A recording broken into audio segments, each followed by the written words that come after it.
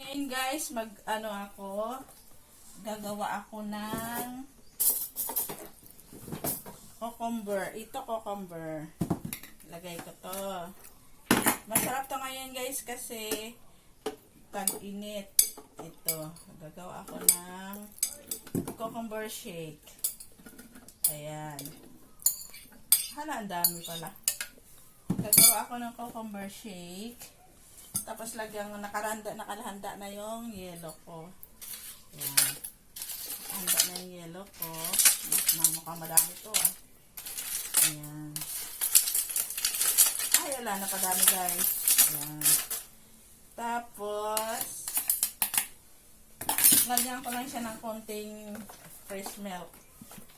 Konting-konti lang. Ayan.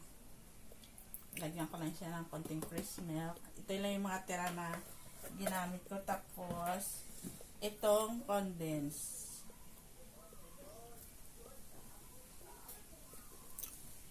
Ito rin yung natira ko nung gumawa ako ng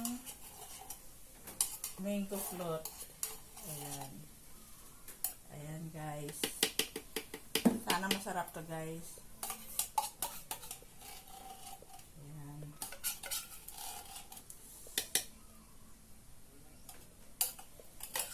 Tapos,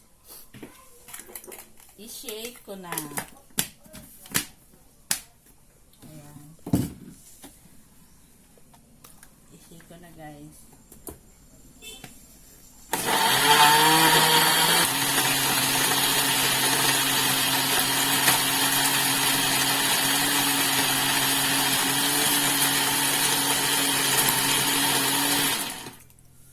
Tapos na guys, tapos tikman natin kung masarap.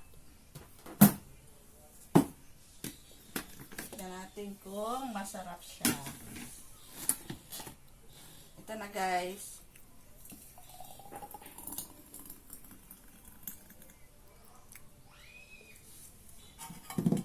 May langaw pa.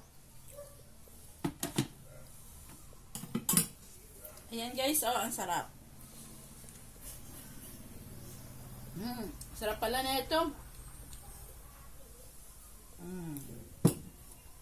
Salamat guys. Iyan mo na, pinutin mo.